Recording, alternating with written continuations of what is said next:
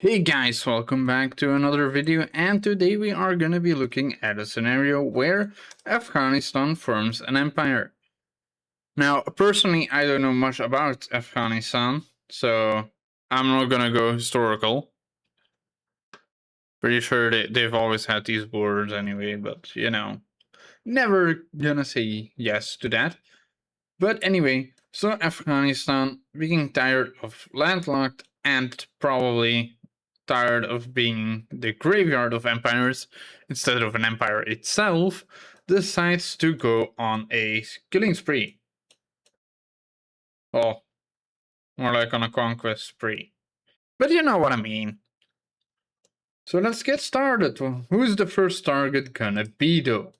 They can't go after Pakistan. Pakistan is a lot stronger than them. For now. So is Iran and China. So they won't go after those. They don't have a lot of neighbors. But there are some that they want to take over, at least partially. And that's what we see happen to this country, whose name I already forgot. Oops.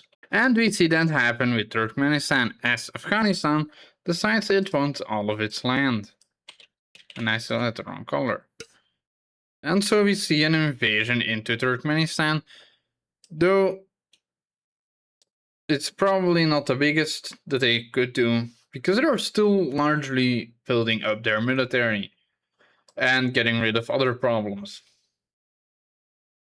But we see them making good progress, as I don't know the military status of this country, but I am gonna assume that it's weaker than Afghanistan right now, because Afghanistan is being buffed. As you know, in every scenario I do, the offensive country is being buffed to form an empire. So we see Afghanistan make good headway into Turkmenistan. And yeah, we see them push in, take a lot of lands, and ultimately not see much resistance. Probably because there's not much resisting to do. We're gonna lose anyway, might as well surrender. Just kidding. But we see them make good headway towards Ashgabat? Is that what I'm pronouncing? Am I pronouncing that right? Probably not. But yeah, we see them making progress towards capturing the capital of Turkmenistan. Please correct me if I'm wrong when I said the name. And at this point, Turkmenistan just surrenders. It stands no chance anyway. Let's look at the peace treaty. And as we can see, they take a lot of Turkmenistan, though it's quite a little actually. I would have thought they would push here. But probably not, because that's a little bit too much land to occupy and they don't want to upset more neighbors at the moment. But they're still not strong enough to take on the rest. I mean, still can't take on Pakistan or Iran or China. So they have to look elsewhere. We see them declare war on these countries. I have no idea who these belong to, but I'm assuming they're in the war. So you see them declare war on Uzbekistan and Tajikistan. And that was a little bit ambitious for them, but they were gonna try it anyway. And we see them push up relatively easy, threatening to cut the country in two already. But they were not prepared, as Tajikistan also had prepared an invasion to take the Panhandle, and they took it very easily. It even surrendered over to them. That was a major loss for Afghanistan, because it was the first time since they decided to be an invading force that they got homeland captured. So that upset them, and they did nothing about it. Yeah, they didn't really care that much, mostly because they were gonna They had to focus on taking out the capitals to win the war. And you can't take out the capitals if you're focused on a panhandle. So they continue pushing up into the two countries, where they unfortunately do not meet any resistance. And these two countries aren't the strongest either, especially not against Afghanistan. Right, Afghanistan is like super buffed, like I said. So we see them make great headway and cut Tajikistan in half. That was a problem, because now these guys were not being supplied anymore. I mean, they were being supplied from this region, but like, they weren't receiving any more orders. And that forced them to retreat against the oncoming Afghanistan army.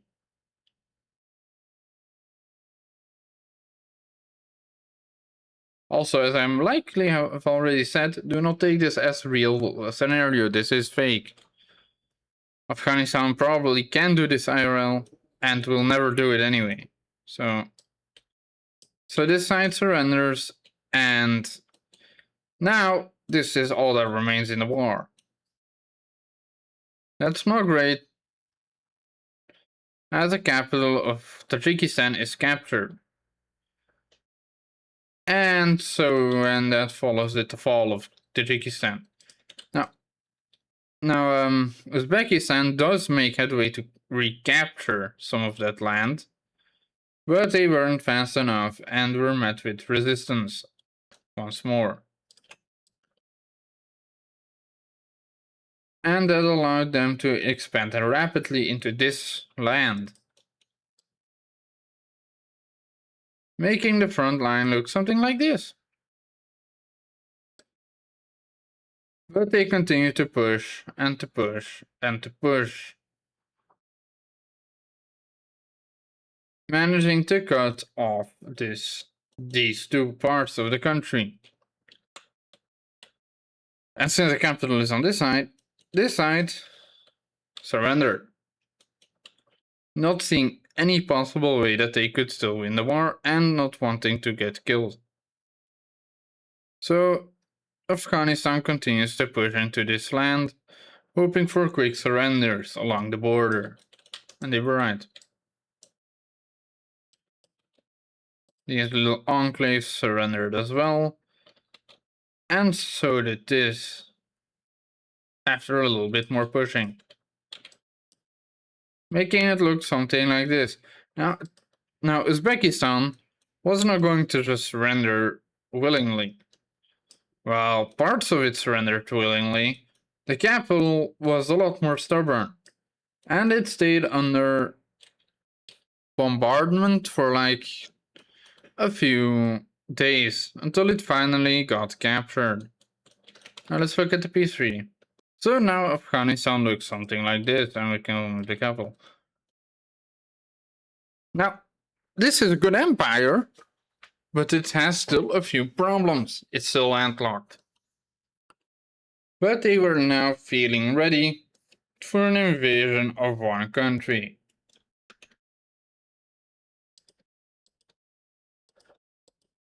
That's right.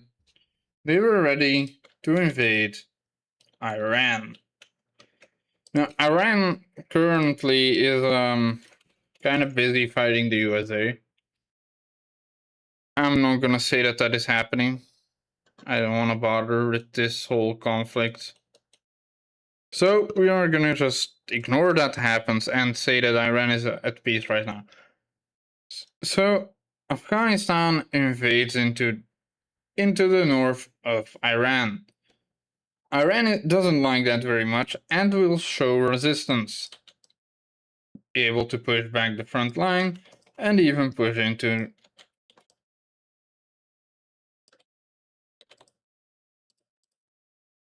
oh no, it's wrong name. And even push into Afghanistan's core territory. This angered Afghanistan, but it was met as a stalemate after it finally managed to push these guys back a little. So it looked something like this.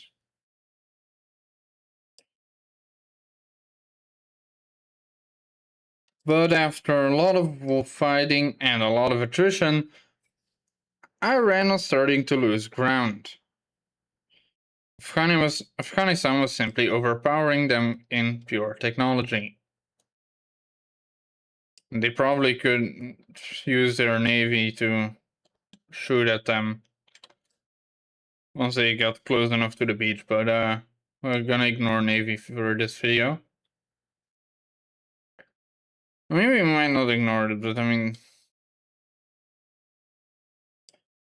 And so the front line looked something like this now. This was not going great for Iran, and Iran was desperately begging for help from other countries, and no one wanted to. They didn't think this was necessarily bad, and they could care less.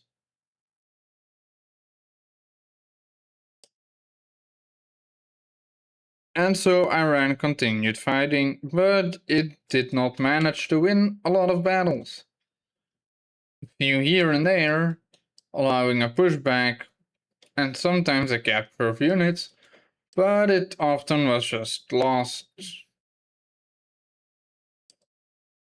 And we see Afghanistan slowly push towards the sea border. Okay, the coast.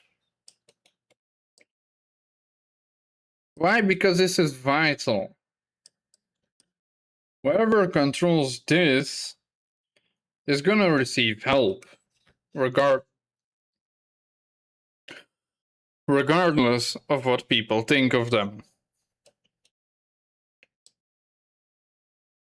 So Afghanistan really needed sea land here, a sea border, and that is exactly what they got.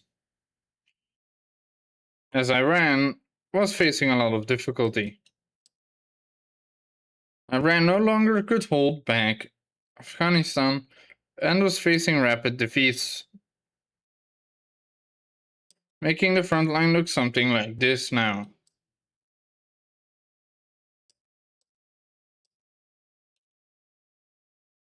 Yeah, that's not going great. Luckily for us, luckily for Iran, Afghanistan really didn't want much land from them. So after this much land was captured, Iran still continued fighting.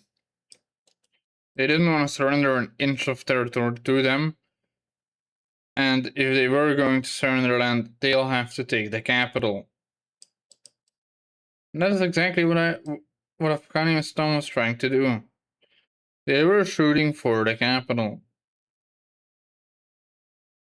while taking also nearby land to help settle and secure its land that it wants.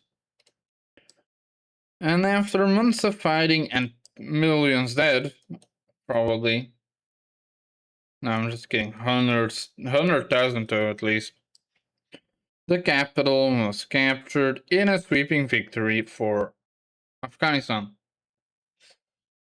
It was not great, and so Iran finally decided to surrender. Let's look at the peace treaty though. And so, as we can see, Iran didn't lose that much land. They lost land up north, and they lost a little bit of land up north, creating a secondary panhandle that they didn't have before.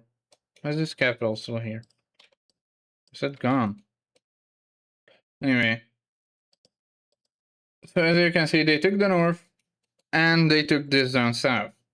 Now you might be asking, why would you take only that little land when you could take this land or this land? Well, it didn't want that. It didn't want Iran seeking revenge too much, so it decided to not take too much from them. But they were now feeling ready to take on one country. A country that has been bothering them for a long time. That's right. Pakistan is going down in a war. Sure enough, we see the troops of Afghanistan enter Pakistan. Pakistan unprepared and most of its army on the Indian border had not seen this coming and was now scrambling to get all of its men on the opposite border. Well, in the meantime, Iran. What? In the meantime, Afghanistan was capturing a lot of land. This was not going great for Pakistan. And they were losing a lot of their sea border. I don't know why I keep calling it sea border. They are losing a lot of their coastal land. Having lost about 60% of it, yeah.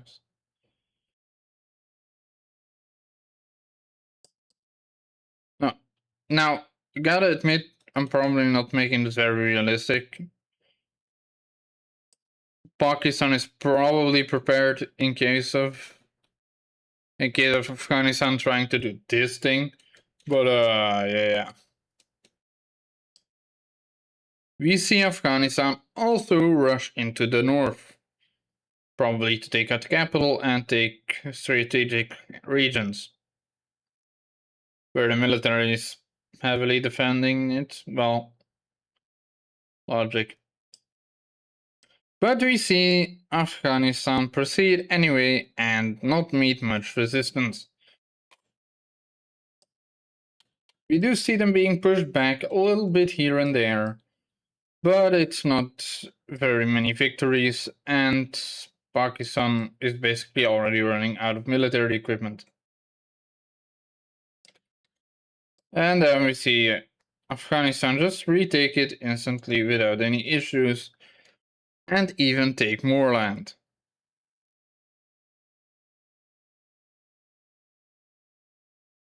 And then we see the official invasion.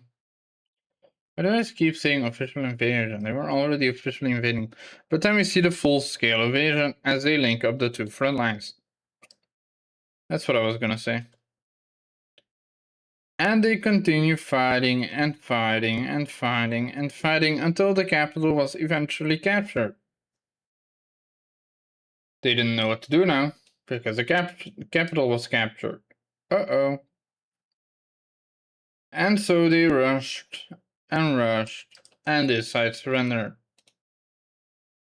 Now only the south remained, and there the army was collapsing, faced with an enemy that had high morale, and they just lost basically their command.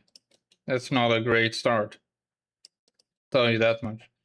And now they also lost all of their sea border, making them officially surrender. Now, let's look at the peace treaty. And so, the new board... it looks so funky. And so, the new empire of Afghanistan is formed. Would it collapse now because of its own curse? Interesting. Interesting theory. But guys, that's gonna be it for today's video. It's a very short one.